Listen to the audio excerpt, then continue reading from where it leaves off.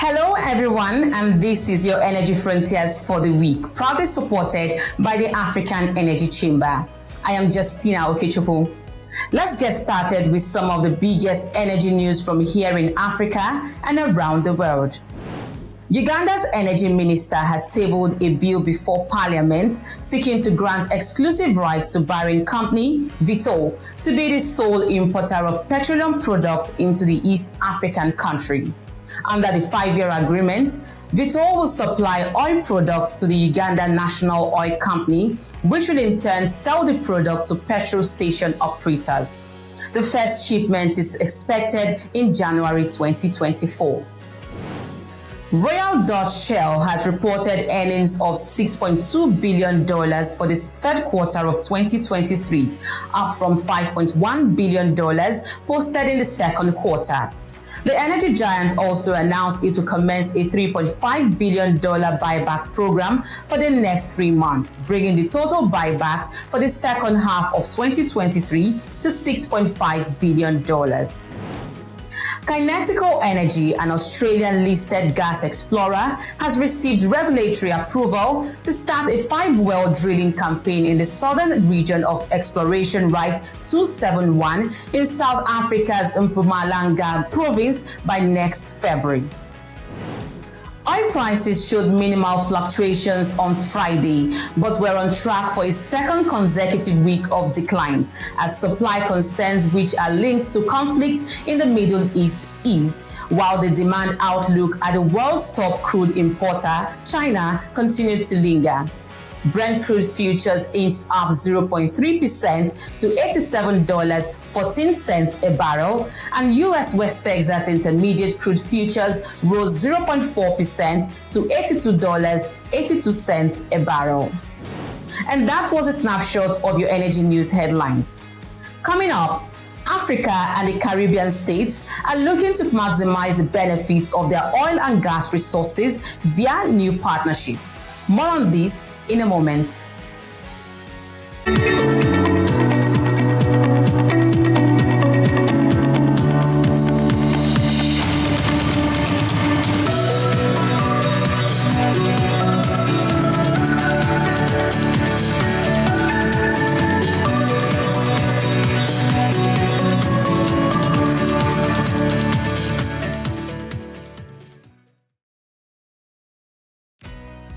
Welcome back.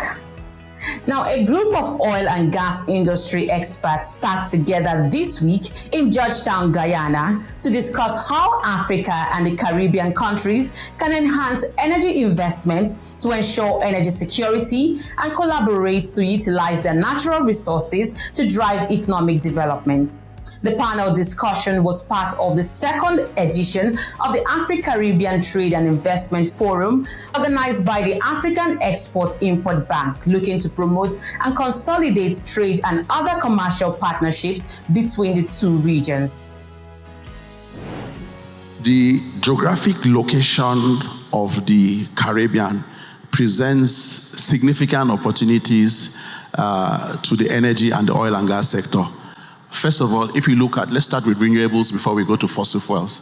If we look at renewables, we can develop new forms of energy in the Caribbean regions that can be exported and transmitted either to North America, Europe, or Southern America, or even Africa itself. So whether they are wind, whether it's solar, all forms of renewable energy can be developed in the continent. In terms of the oil and gas, for logistics, when it comes to storage, when it comes to shipping, when it comes to bunkering, the Caribbean region presents a significant opportunity to have refining capacity on the islands of the Caribbean to be able to service again the large markets of North America and South America and even the African continent. In terms of storage, you could have a large special economic zone or industrial park in the Caribbean islands to actually service the requirements of the continent, or even to keep strategic stocks here to manage the volatility in the oil and gas value chain. I think it's going to it's an opportunity for African and Caribbean nations with what you see happening in Ukraine. But it boils down to something very, very easy. It's going to mean, can we ramp up capacity? Can we really meet the demand? I hate to tell you, no, we cannot. Because why? We do not have the funding that goes into developing a lot of underexplored fields that are there.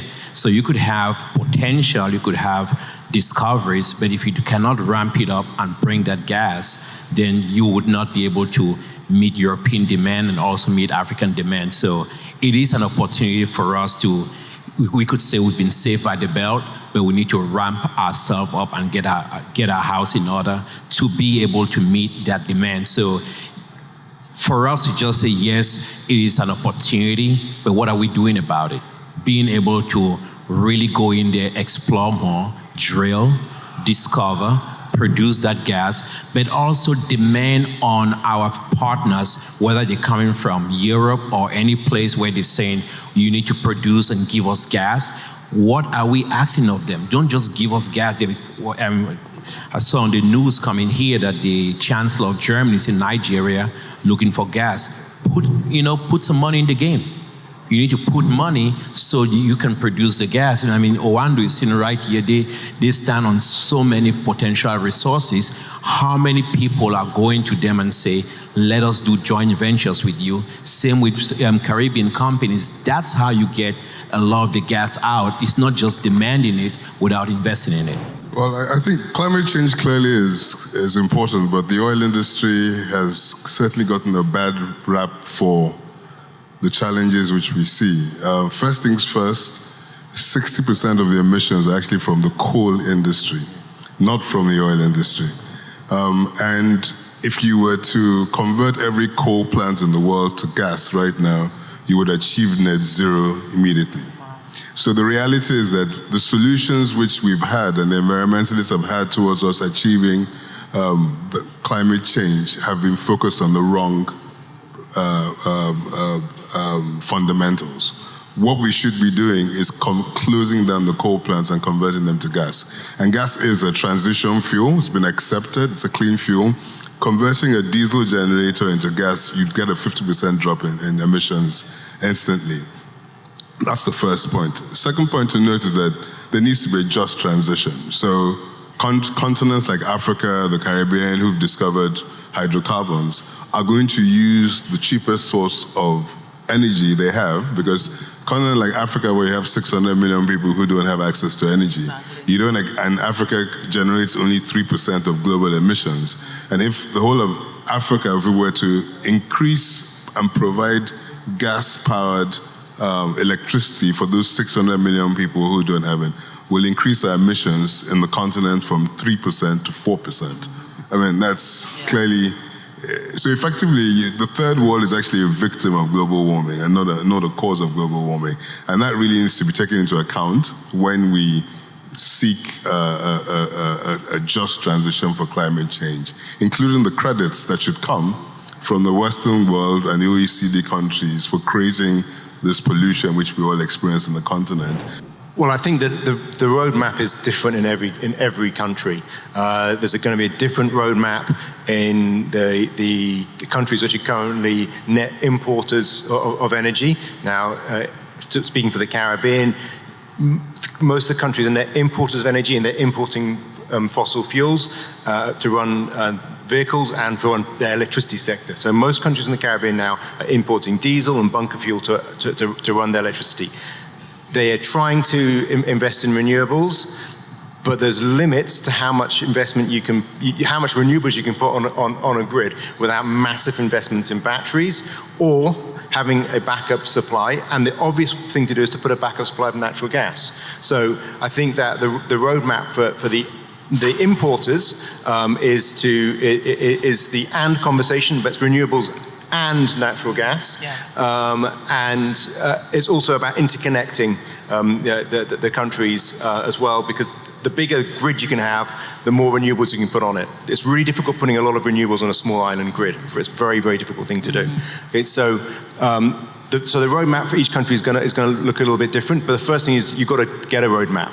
The roadmap for Guyana, Suriname, Trinidad is going to look a little bit different. I mean, we have energy security, we're net exporters. There's things that Guyana is doing right now, which I think the minister gave us the Guyana roadmap half an hour ago, so I don't need to go into that again. But every country is going to be different. But I think that I think the things that I'll come back to is and, so it's not or. And I think that this is a big mistake which a lot of development finance banks have made. They said we're not doing anything with fossil fuels. But then actually means you can't drive the transition, because you actually have to invest in fossil fuels to drive the transition. So that's a big mistake. So it's and it's then being nimble and being specific to the specific issues of each country that you're in. Now, looking into the diversity of membership of the Organization of the Petroleum Exporting Countries and how to harness it for greater focus and development for Africa. That's next when we return.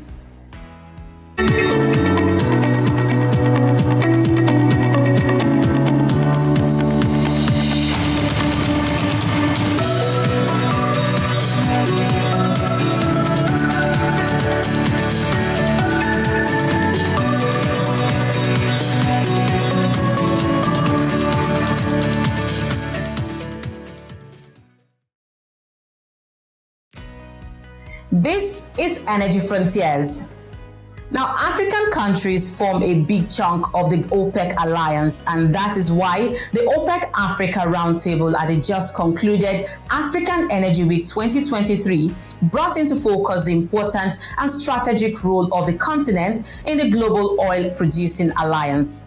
The roundtable provided a meeting point of OPEC and non-OPEC African explorers and producers to discuss Africa's energy development and highlighted market stability and strong regulatory frameworks through which the continent can drive investment into its hydrocarbon industry. Let's harvest a few points from the delegates' discussion. I like talking about market stability. I think everything goes ultimately around market stability. You know, African countries, especially, you know, in this era of energy transition, we are so much interested in controlling or in having certainty on our budgets. And not only governments, banks, financial institutions, we all need to make sure that we have certainty on our budget. And certainty, it's something that it happens because there is market stability. Without market stability, you know, the ability for the governments to plan their budgets reduces significantly. So I don't imagine any African government, any African country that is not interested in having certainty. Certainty is absolutely important. And the way I believe we can achieve a great degree of certainty is making sure that we make this organization bigger. It has to become a larger organization. Well, unfortunately, today it is called OPEC. I'm saying unfortunately because there might be people that are not for OPEC, right? But I'm absolutely certain that those people are with me if I say we definitely need an organization that is similar to OPEC or any other organization that already has the market influence, that already has the power to impact policies and impact the market trends. So if African countries are interested in having the ability to improve people's life, and that is done through our budgets, then we are so much interested in being part of the OPEC. Say by the president of the conference, the greater benefit to us is the fact that we have the opportunity to participate on the table as to how the market should look. Before, we only look at media to know what is happening. But today, we are able to sit on a table when a meeting is called, be it a technical meeting or a ministerial meeting. We participate, we say our views, and given the fact that the number of Africans that are participating there are more, we shape the market. We contribute to how the market should look like. And I think that's the reason why the president said certainty is important. It's important because before we see what is announced in the media, we participated in it. And that's why some of us yesterday were saying, if we are to talk about transition, we must all be on the table. We must all shape the future. We must predict what will happen in the next 1 year or 2 or 3 or 10 or 20. But if it is done elsewhere and it is thrown to you, you may not have the opportunity to understand how it will look like. And that's why we were talking of sustainability. And this brings in what the president said earlier about the certainty. We participate in regulating the market. We say our views. We also listen to others with respect to their opinions. But again, we always strive to reach a deal that is good for all of us. Since we had political independence with African countries, I think our economic situation didn't change a lot. We're still producing raw material. Natural resources, we have enough, more than enough for the country because we're exporting most of that resources. So we have it. It's exploited and produced by, most of the time, private international companies. They export it for their needs in their countries, on the international market. And then it's brought back in Africa in terms of finished products and which we buy by the prices fixed by the market, which we don't control.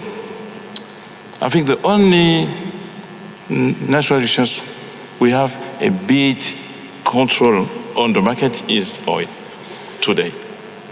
Because of having OPEC and being a member of OPEC, so we have access to the discussion.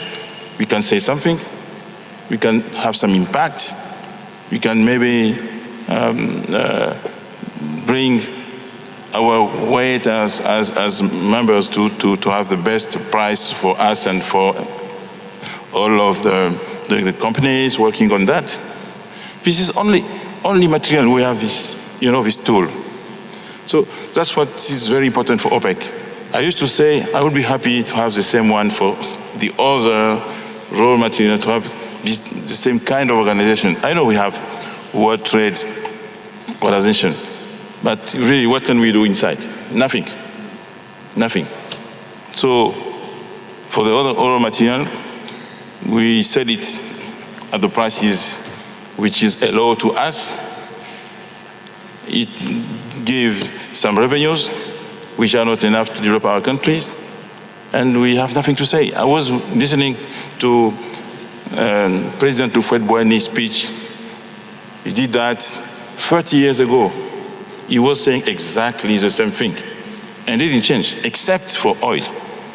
So today is very good and very important for us to be members of OPEC. So being part of the discussion, which has an impact on our economy, our life, our revenues, our population future. We look at OPEC, obviously, as you said, the president said the OPEC is there to promote market stabilities. And we all agree that you need to have stability of, in any market you need to have some stability.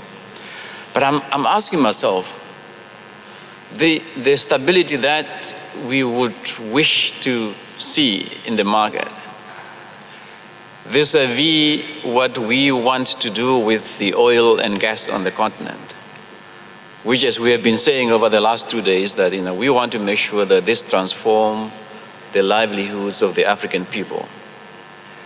How does that objective of us wanting to use our natural resources to transform the livelihood of the African people, how does that compare with the market stability that OPEC is promoting and advocating? It might sound all good in this market stability, and I understand the market stability. Nobody's going to invest in the market when there's no stability. But I hope we're also trying to make sure that at least the two objectives somehow dovetail so that we do not end up now having market stability. That's not really in the best interest of the objective of how Africa wants to exploit its natural resources. And as you said, the OPEC now the members are the producers. And we could as well maybe start to think about the stability from the producer's perspective. What about the market stability from the consumer's perspective, from the consuming countries as well? It probably started off well for the producer to be the one because they are supplying this product. But what about the other side of the demand side and the stability, how that brings stability to the market as well? So those are some of the issues I think we, as you say, of course, OPEC has built up a lot of expertise. I'm sure we are looking at all those other things. The other point I would want to make is that, and I was watching the video that you just showed, is to say that I think with energy transition, we probably need to have more and more of a stronger voice coming from the OPEC, how they view the energy transitions. Because as we hear about the energy transition, and some people are starting to say, well, now people are talking about stranded assets because we've got all these things, we can't do it. But yet, actually, it's not true that actually that these assets are going to be stranded because there's still a lot of demand, coming, as you said, up to 2045. The graph is still going up. So we probably also would want to have a stronger voice coming from OPEC in relation to the energy transition discussion, just to say, this is how we see, as OPEC, how we see the energy transition going. Investors want to know, what is the framework that's going to drive the investment over my investment horizon? Once you have that in place, you also have to ensure that you look at how you can support the market. For example, let's take fuel. In Africa today, we have 10 different grades of diesel across the continent, ranging from 10 parts per million to 10,000 parts per million of sulfur. You have 11 different grades of gasoline, ranging from 10 parts per million to 2,500. So why don't we have a single harmonized Pan-African spec, where if an investor comes to Africa and is investing on a scale that makes sense, Africa is the entire market. That's what we can do. After you've done that, and we've been working with the African Union on actually getting that done, and hopefully we'll get that done soon. What are the projects?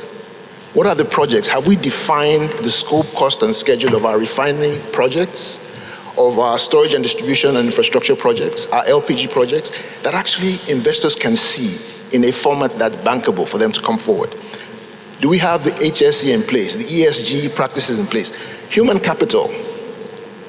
People drive businesses and not the other way around. What are we doing to develop our human capital today to ensure that this energy transition, we are ready to actually deliver value and execute our business plans? And last but not least is when you've done all of those, that you can start talking about financing, real financing. Africa today, the projection we've heard, 1 in 2 people born globally between now and 2040 is going to be African. By 2035, we're going to have 30 cities in Africa with 5 million or more people in them, 6 with 10 million or more people. For us to really impact their lives, we have to ensure we have energy security so that when there's a black swan event around the world, we're not impacted. We need to ensure that we have a clear, visible, unique African energy transition plan that actually has, we call it a tale of 3 decades. What are we going to be doing as Africa on a decade-by-decade basis, using our resources to deliver the energy transition that we need? Okay? I was at the World Petroleum Congress, and I told folks, I said, you know what? All the folks that say they don't want to give financing to Africa or to oil and gas projects, we should bring all of them to a room like this. Turn off the lights first. While they're still wondering what's happening, turn off the air conditioning. And then just for good measure, just start some charcoal barbecues around so that they can start coughing. And then we'll ask them whether a wind farm is really the solution to their problems. No, we need as Africans to start putting in place the investments that we need for Africans. LPG, cleaner fuels, storage and distribution infrastructure in a way that makes sense. That way we can add value to our crude oil and actually be more self-sufficient in an intra-African oil and gas market. OPEC, African countries constitute a majority of the members of OPEC, 7 out of 13. And people have asked me, if you constitute the majority in OPEC, why do you need Apple? And I keep saying the point is easy.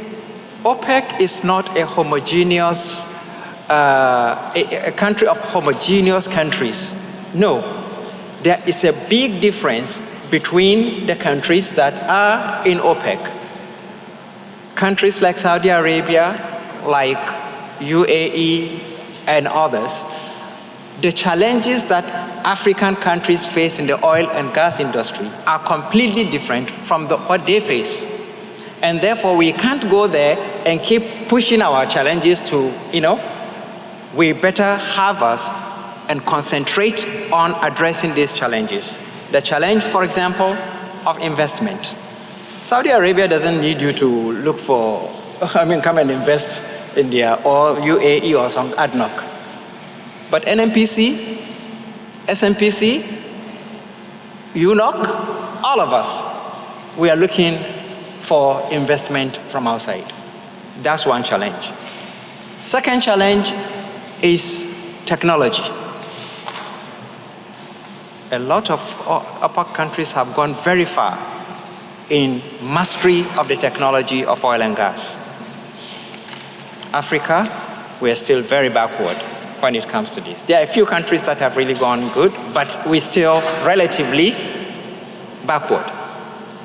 The only area that we have commonalities is in the market. Saudi Aramco, ADNOC, all of them look for market just like we do. But even there's a difference. To us, markets are existential challenges.